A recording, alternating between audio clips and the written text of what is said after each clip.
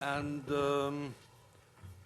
we will have a panel discussion that is not a panel discussion, in the sense that you have been given three views from different perspectives on cross-border education. And our task, or what we want to do now, is to discuss challenges of cross-border education in three possible ways. One way is, just to break the ice, I will start with one thing that has been worrying me in the presentations this afternoon. And then please join in, ask any of the experts here. The experts will also, of course, be able to discuss among each other if they think they want to do it. And let's just use this final half hour of today's program also to raise your ideas, objections, doubts, positive, negative experiences, future plans, whatever you have in mind. Okay? Right. So there's no need for me to present the panelists. May I start with one question that has been worrying me or troubling me a little bit, and it stems partly also from the Bucharest communiqué, and it stems from the idea that national governments should think of national internationalization policies.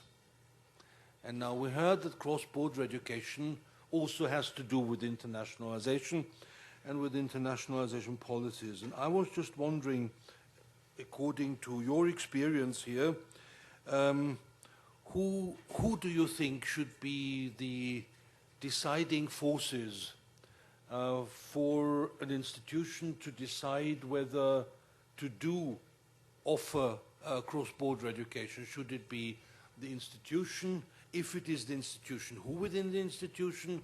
Should it be the ministry? Should it be the government? And I will not start with you, Vincenzo, but I will start with Andrew maybe. Have you found anything in your survey on that question? You have to press the button. No, we didn't ask about that. That's the short answer. But from UK experience, it's clearly. I can see. I mean, this is a tangential way of asking you. You're coming at it sideways, really. But I can see huge advantages in having institutional level involvement in this activity, and we've seen it in the UK where individual departments, faculties have done activities, and then actually it's become more formalised, and actually that's a route through which quality assurance can actually be improved and developed, because institutions develop their own policies around that issue. And that hasn't been, I suppose in the UK that's been pushed or enabled by government frameworks that have encouraged and enabled and actually seen higher education as a British export, really. So it's almost a light touch of government, but an encouraging one. Well, how light was the light touch of government, Vincenzo? Well, actually, I'd like to disagree because the truth is that the government in the UK has only just discovered TNE, and the body which represents UK universities in a way oversees the British Council, as I say, until very, very recently, was anti-TNE activity because it saw TNE as a threat to traditional international student recruitments to the UK. So I would say that government is Johnny-come-lately, and some universities were ahead of government.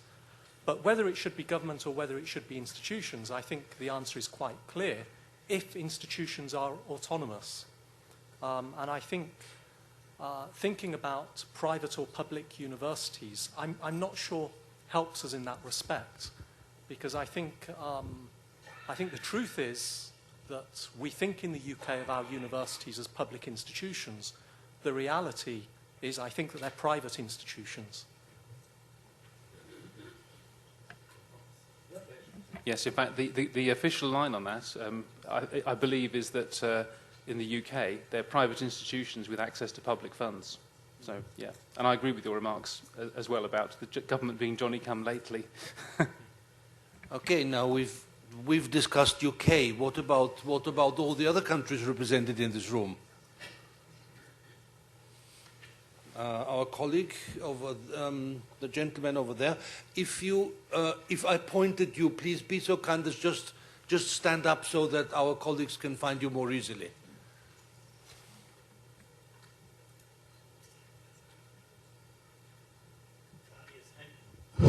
Yes, Hani Hilal from Egypt. I'll maybe comment on some issues that have been raised, especially for the first presentation.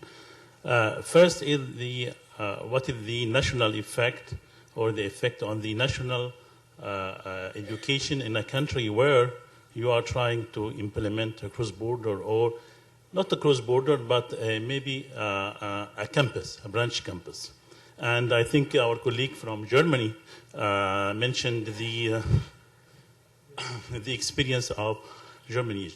In fact, if you look at the branch campuses in our countries or in developing countries, it is first addressed for a very prestigious social class.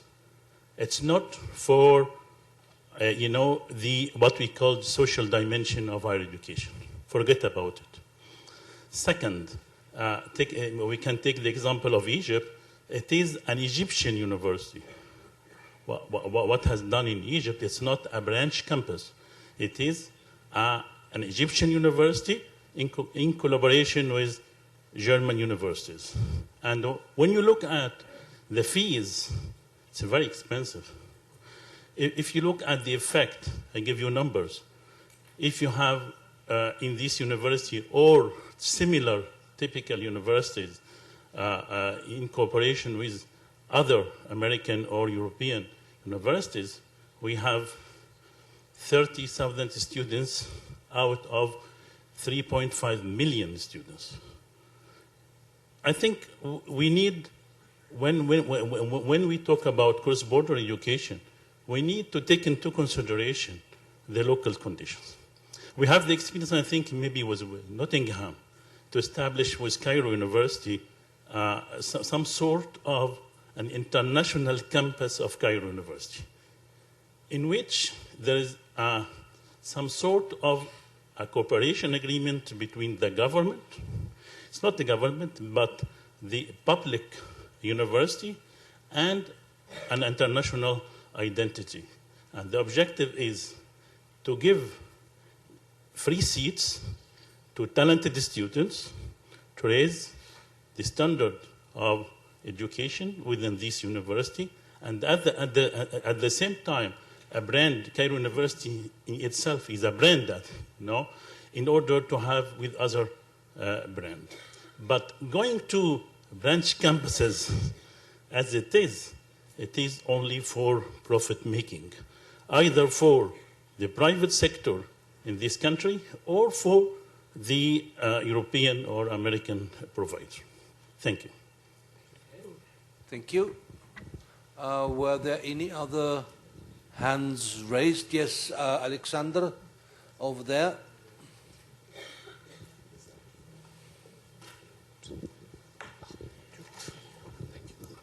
Hello, my name is Alexander. I'm from Armenia. I have a short question. This is about environment and psychological environment. We know that, changing the location, the geographic location of a university always changes also the environment. For example, we're now in campus, and it's totally another thing, not totally, but it's another thing rather than, a university, for example, in the city center. The environment means a lot. My question is addressed to Mr. Vincenzo Raimo. When you change totally the environment, for example, you're in Malaysia, or you said in some other country, to China, if I'm not mistaken, how does this environment impact on this education? If I rephrase my question, what are the advantages, and if there are also disadvantages, of these branches, franchised options of universities? Or what is the advantage and disadvantage of the university which is located outside the UK? Thank you. So yeah, I guess there were two questions directed in part at me. Look, the first thing I want to say in response to the colleague from Egypt is profit is not a bad thing. It's what you do with a profit that counts. And in the case of English universities, we want to run a margin. We want to run a profit.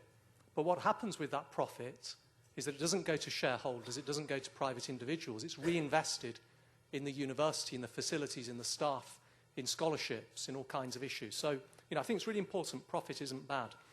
And in terms of the Cairo University Initiative, as I was involved, and you mentioned it, and I don't think it's any secret, certainly in Cairo, the view from Nottingham was that Cairo University, as a brand, was far stronger in the region than Nottingham University. And in fact, we encouraged Cairo to develop its own international programs and not to seek accreditation, validation by some overseas university. In terms of the second question from our colleague Alexander, who asked about the environment on campuses, I think that's a really good question, and one we didn't really fully appreciate at Nottingham, and I don't think still have fully appreciated. One of the biggest mistakes we made when promoting our campuses in China and in Malaysia, initially Malaysia, of course, to students from around the world and to UK students, was that we said it's exactly the same. This is Nottingham University, and it's the same activity. And while it's true that the academic programs are broadly the same, that there obviously is some slight variations, but the overall program is very similar. The environment is totally different. And one of the things that we found in our mistake in encouraging reluctant British students to go on mobility, we said, well, look, you're going to this place that's the same, so you don't need to worry. And the degree of culture shock was made worse by this naivety on our part. And I think we now encourage students to go to China and Malaysia because of what's available there, but also because of the differences. And the differences can be, very, very stark from the way students study, the campus environment. So in the case of our China campus, if you're an overseas student there, you will hear at 7 o'clock in the morning Chinese students out doing their military exercise, which of course other students don't have to do. Or in the case of our Malaysia campus, no alcohol is allowed on campus. Very frightening for a British student who's used to a very different environment. Okay, thank you. I see John Rayleigh raising his hand. Yes, John, just a second. You'll be given the microphone shortly.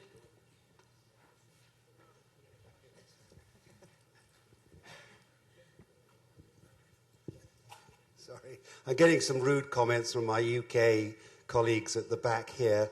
There were sort of three things I want. One is a point that in a sense we've concentrated on almost physical type of transnational collaboration and cooperation.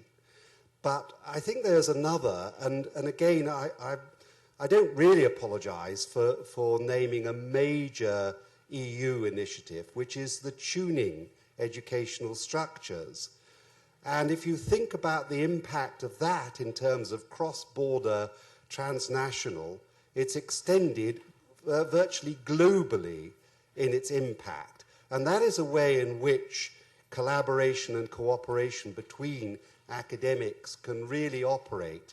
So I think we should, when we're talking about this subject, really perhaps expand it quite a lot from the areas that we've discussed so far. But I thought that in one of the slides somebody mentioned the ethical dimension, and I think Hani, our colleague from the University of Cairo, touched on this, and I think that is quite an important one. And I'm reminded of the third chapter of Erasmus for All. I think it's the third chapter, which is about capacity building.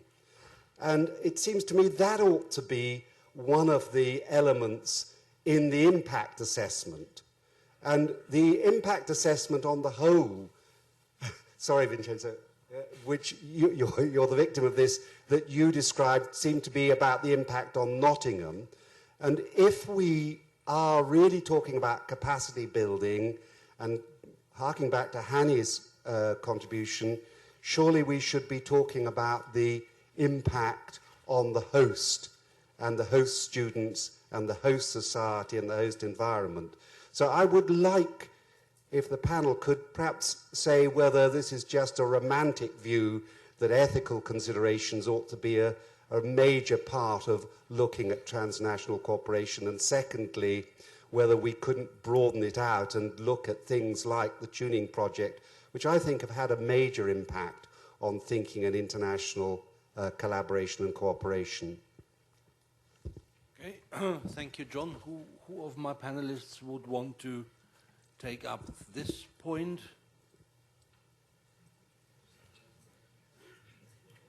Well, the ethical dimension, I think, is something that that came up very subtly, I think, in your presentation, because very often it's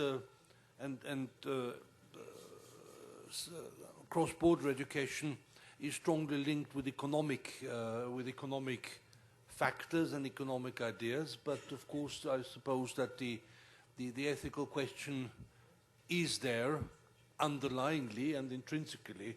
So is that something that you have been taking into account? I guess there's two things I'd like to say. One of those is that I wasn't talking about the university's wider internationalization strategy, but I would argue and probably agree with you, John, that if you're developing an internationalization strategy, there ought to be an ethical dimension to it, because that's the very nature, that's where our universities come from. And certainly in our case, an element of our internationalization strategy, which perhaps I can show tomorrow, is around capacity development. The second thing I would say is that any institution, and I say this very often in the UK, and I'm saying it to government in the UK, is that if you think the development of branch campuses overseas is a good way to make money, think again. You know, there are much easier ways to make money. And any university that's developing a branch campus overseas purely for financial grounds, I would say think again. There are other activities that you can do. You develop campuses overseas, ideally for a range of other factors. I can keep talking for longer, but I think I have a case study session tomorrow, so I'll perhaps get some slides up on the university's wider internationalization strategy at that point. Okay, I have a comment from Rafael, and then I will ask your statement. The gentleman next to Mr. Halil, please. You can prepare the microphone for him, please. Thank you. Thank you, Chair.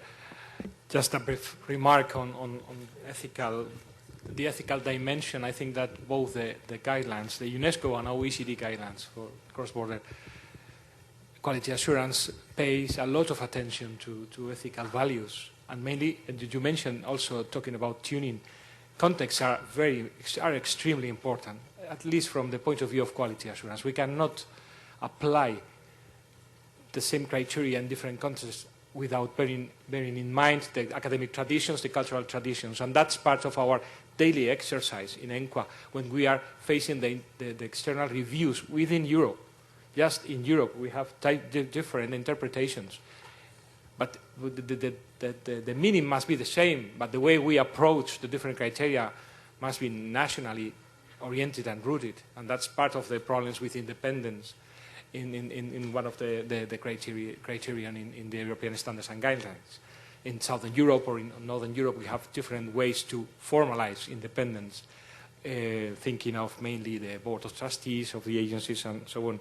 So I think that we, from the quality assurance agencies and networks, we pay a lot of attention to the contextualize the analysis of the criteria, also from in the guidelines for good practices in Inquaje as well. And tuning was a very good example, I agree. One comment? And I think the way that you ensure that is through transparency. And I think it's incredibly important that UK universities, all universities involved in these kinds of activities, are transparent about their strategies and are transparent about what they're hoping to do and why they're doing these things, and in particular who they're working with. I'm certainly not here to defend the British universities. In fact, I'm very critical of the British universities and their activities overseas. I can tell you that there is only one British university that publishes on its website all of the agents with whom it works overseas, and very, very different to those universities that do say that they list the people that they work with overseas. We also tell students how much we pay agents at the University of Nottingham, which I think is very, very different to every single other British university. May I just follow up with one more question to Rafael? It was mentioned in the course of this afternoon that some countries invite branch campuses and maybe some countries do not invite branch campuses. Does the question whether say, a European university is invited to open a branch campus by, for example, the government or some local government, does that play a role in any sort of accreditation procedure if we take the case that the receiving country accredits? Does that play any role, or is that not important? No, it's important. I think it's very important, but it depends largely on the quality assurance or accreditation procedure that is in place in that country. The invitation sends, I think, a clear message to the quality assurance system in place and to the body if it exists. So I think that probably it is related to some tensions within the problems that excuse me, that cannot be solved by only bringing a branch campus to the country. So there is a need also to discuss it from the point of view of the quality of the whole system rather than tensioning with other. Okay, thank you. You have the mic. Great. I have two issues to raise. First of all, I know many branch universities in the Middle East, and most of them, they depend on faculty member from the local universities, and very few from the mother universities. This means that they are depleting the local universities from the good professors because they pay them more. This is the first thing. The second issue about the diploma or the certificate.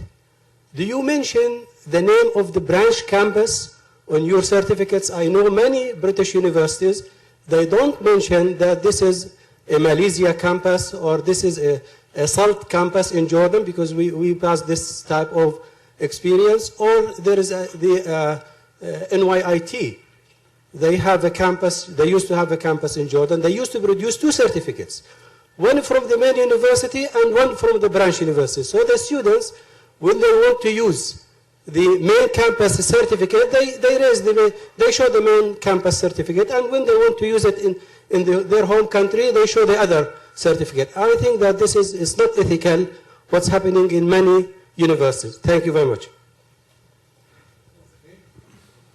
Vincenzo, you want to respond? The Nottingham show today, I'm sorry. The University of Nottingham, there is only one University of Nottingham. We only have one certificate that we use. We have something like 12 campuses in the UK, and the students who graduate from those different campuses get the same certificate, and that is exactly the same in China, and that's exactly the same in Malaysia, and that is because the quality assurance procedures are exactly the same across all the campuses. So that is entirely 100% the right thing to do, to issue one certificate. We have the authority in China, because we're also a Chinese university there, by law, to issue a different certificate, a Chinese certificate. We choose not to, because we're only one university. I see you shaking your head, but we'll disagree.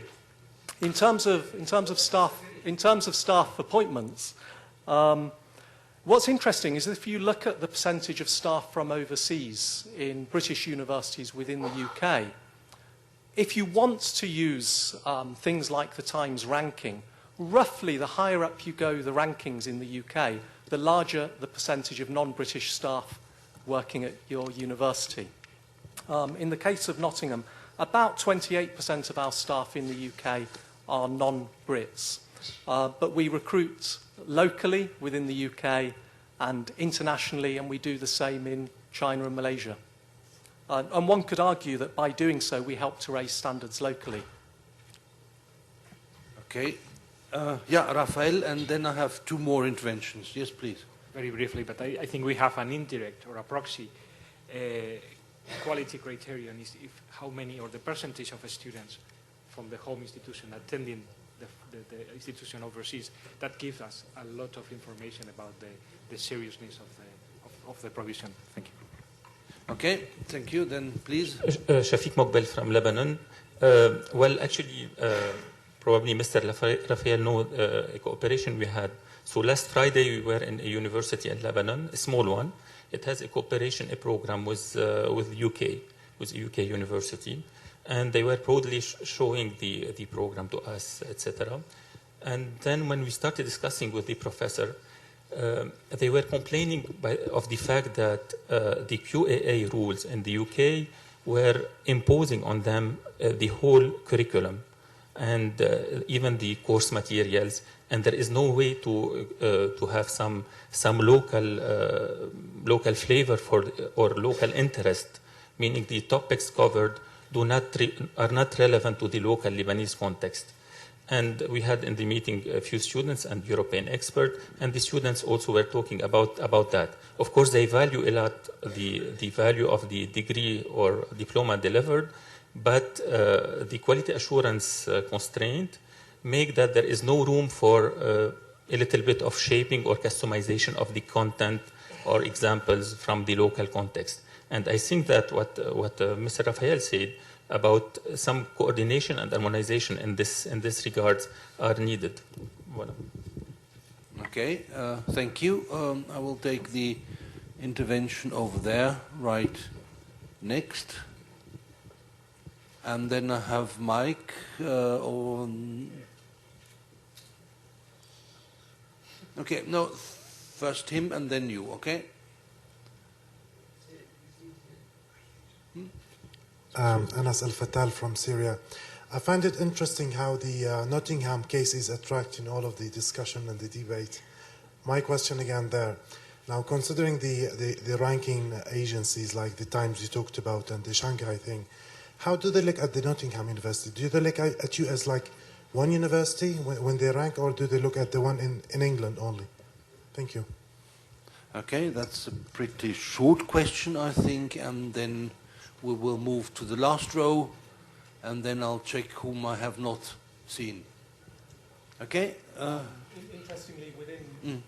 Interestingly, within Malaysia and the Malaysian university rankings, we're counted as a separate university within Malaysia and are counted in their local rankings as a local university. In terms of the world university rankings, they haven't really got to grips with the nature of transnational institutions like Nottingham yet. And I think the truth is that their rankings are based on a series of other criteria that are predominantly based on the home campus. Okay. Sorry, I did not see you because the camera was right in our way. Sorry, Arthur. Tim Birtwistle from England, the UK. A couple of comments and a couple of questions. One is, I assume that as Nottingham gives one degree from Nottingham, that all the students get the diploma supplement, and therefore the diploma supplement will indicate where they've studied. That's one question. Secondly, we always have a confusion of terms. And in the UK, we have quality assurance, but we don't have what many people would call accreditation. And I think we certainly don't have an imposed curriculum, because we have autonomous institutions. And to back up John's point, I think tuning around the world is important. It is bottom-up, and it does have an effect. And finally, CHIA in the United States, Council for Higher Education Accreditation, has an international group, and I think we have this wonderful thing called the European Higher Education Area, but we do need to take note of what is happening elsewhere and keep a very wary eye on interventions that may be less than welcome.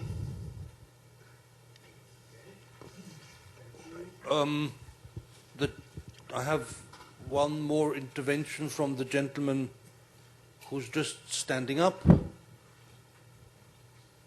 Okay, and then I will ask the panelists to give a statement if they want to. Hello, Pierre Gedeon from Lebanon. Mr. Vincenzo Raimo showed us a slide about transnational education by type of delivery. I am very interested by distance, flexible, and distributed learning. Why the number is decreasing today in 2010, 2011? Did you integrate the e-learning solution in your study? And for Mr. Rafael, do you have some guidelines for e-learning? 3 questions. Yeah. The first one about this kind of delivery. It means distance, flexible, and distributed learning. Why the number is decreasing? Because the numbers are in 2009, 2010, 114,000, and in 2010, 2011, 113,000. Okay, so after an increasing period in 2007 and 2008. And for your study, do you integrate this kind of delivery in your study? And for Mr. Rafael, do you have some guidelines to assure quality for this kind of delivery? okay. So in terms of the data, I put a slide up with the Higher Education Statistical Agency data. And in doing so, I hoped to give the impression that there are a lot of problems with the data. I actually, I think the reduction in the formal data is actually within the noise. I don't think the data, as I hope I gave the impression, I don't think it's as precise as we sometimes pretend within the UK. I also think that sometimes flexible learning programs evolve into other forms of delivery, and so that might explain the slight difference. In terms of the question of diploma supplement, then yes, the answer is yes to the question. Okay.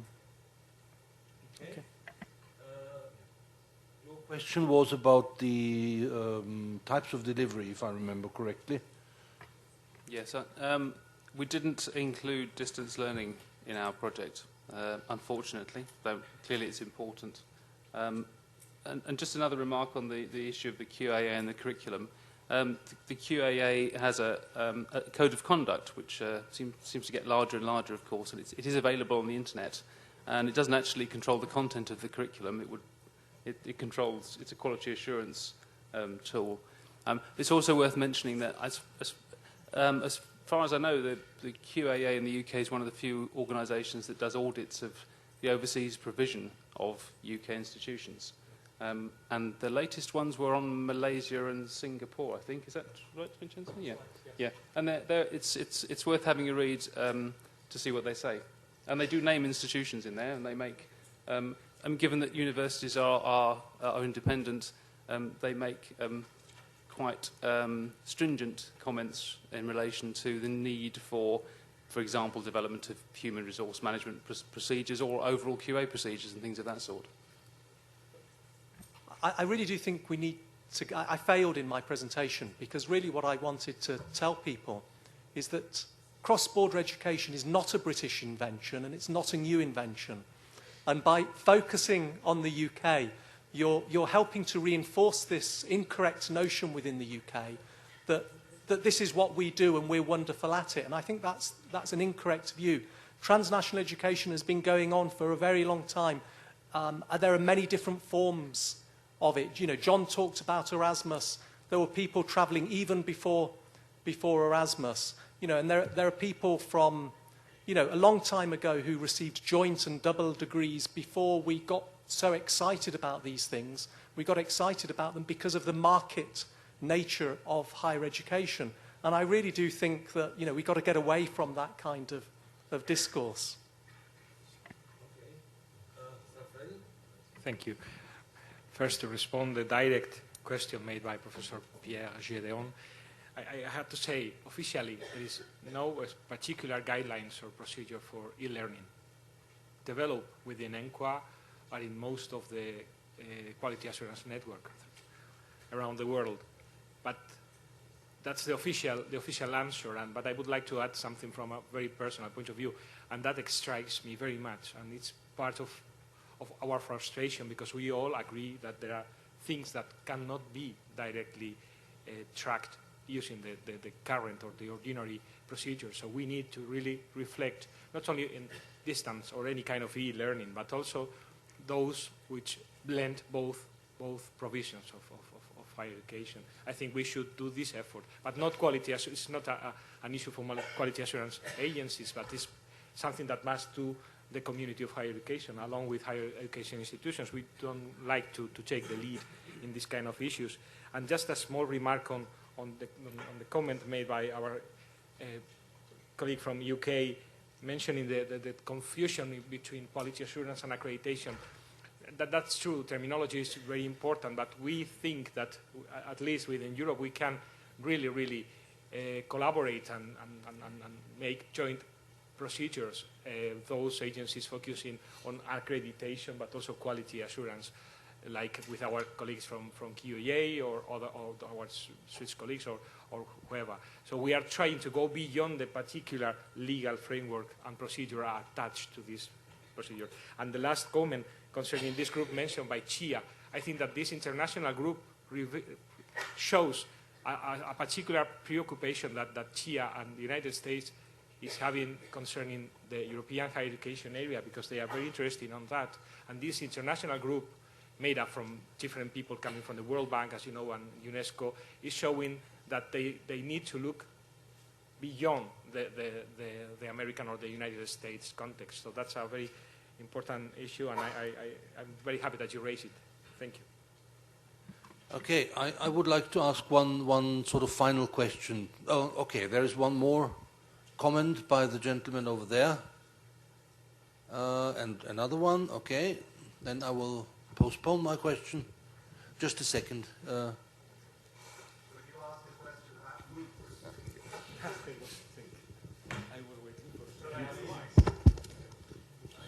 Can somebody take a microphone over there, please? Por favor. Over there, please.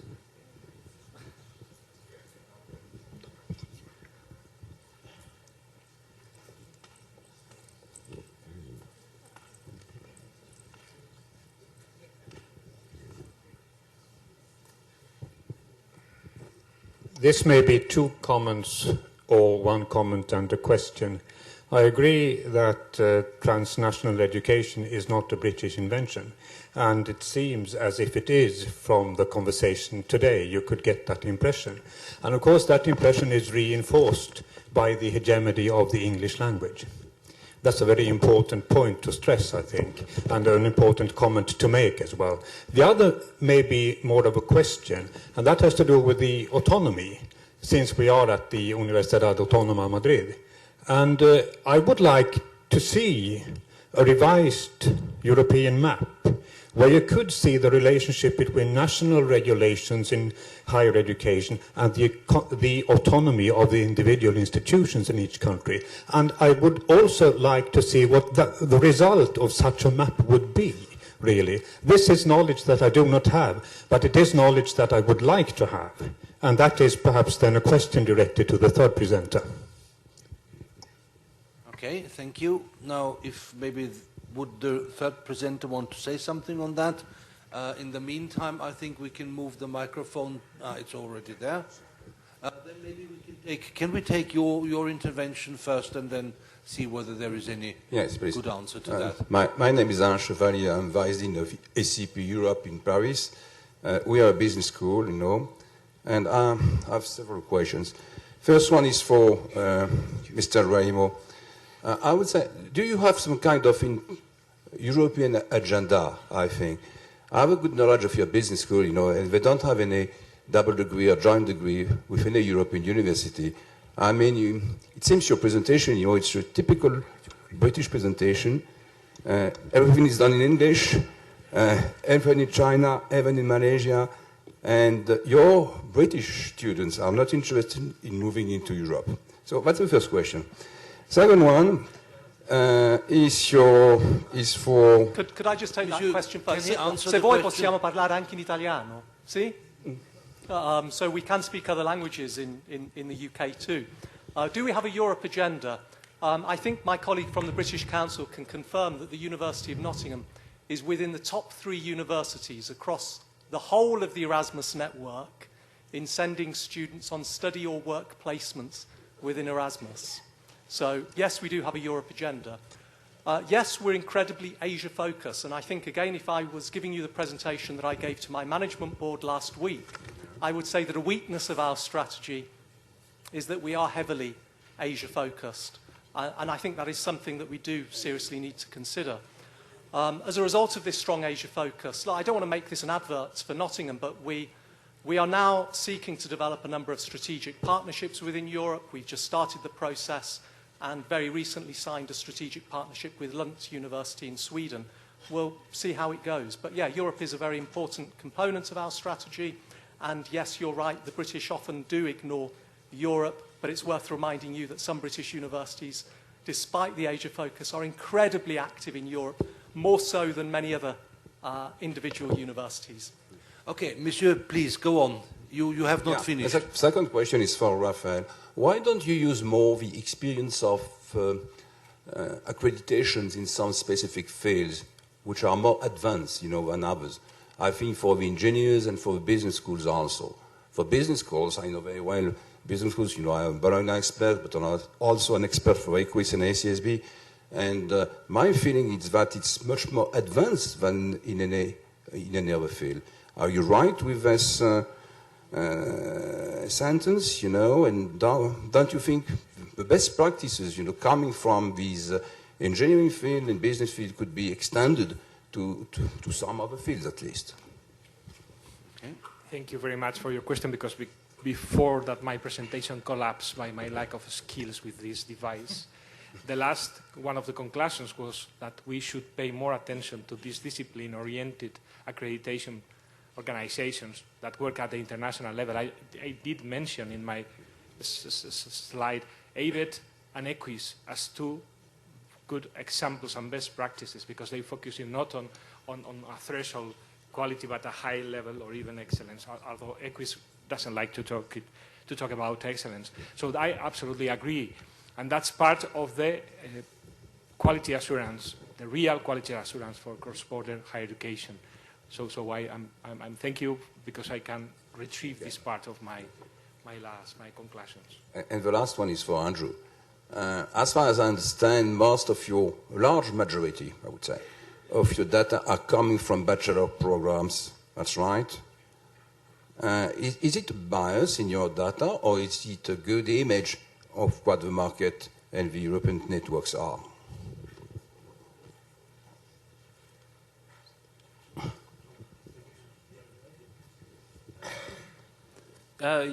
Yes, well, we took all measures we could to try and assure the quality of the data. We double-checked information we had received from ministries and quality assurance agencies, for example. But to be honest, it's difficult to know what biases there may be in that respect. In terms of shall I answer the question on the map of autonomy of universities and regulation as well? Because it's a quick answer. Yes, it would be very nice to have one, but we don't have one. Yeah. Well, it would involve a very thorough study of the relationship between the legal frameworks within which higher education institutions operate all over Europe. I think, in part, at least there are partial studies about that, but I don't think there is a global study on that. So there was one last intervention from our colleague here. And then I think we will have to catch the buses. Thank you. My name is İlyas Ülgür from Turkey. I would like to know, we've been discussing various meetings with our colleagues from various European countries and the Commission whether how to achieve balanced mobility. And we know that it's not the case for UK, but particularly I would like to know whether or not the University of Nottingham has any policy or objectives or strategy for achieving balanced mobility. Thank you. Yeah, I think very, very simply, one of our internationalisation strategy objectives is to get a quarter of all of our undergraduate cohort to undertake some form of international mobility by 2014-15. I don't think we'll get to 25% by 2014-15. We'll get close, and that is part of the strategy to improve the balance of exchange. But I think we've also got to be much more imaginative to help improve the situation by developing different kinds of programs. And I think we've traditionally, it's very difficult in our context where students study typically away from home in the UK. They arrive at their university, and within weeks of arrival, they're having to think about going abroad for their second year. And I don't think it's a very helpful model. And I think the way forward is to work with partners to develop pathways. So the example that I gave from Sussex University in the 1990s was a very successful activity where the student knew before he or she joined Sussex University, or Grenoble University for that matter, that their programme would require them to spend some time abroad. And I really do think that's the way forward for us. And that's something that I'm trying to push very hard at Nottingham. We only have one programme outside of the languages where that's currently the case. But I think the only way we're going to achieve greater balance and growth in the number of the UK students going abroad is by being more imaginative and developing these kinds of programmes. Okay, I think that's been a nice concluding word from your side. So we will have the chance of going more into details in depth tomorrow. Now, catch the bus. Just one word quickly for those people that Twitter. I noticed that there are some people using a hashtag BE Madrid, and there's a bit of conversation going on that. So for those of you that Twitter, please use that hashtag, and the rest of you can join in the conversation. Okay, whatever the hashtag may be, but okay, have a nice evening.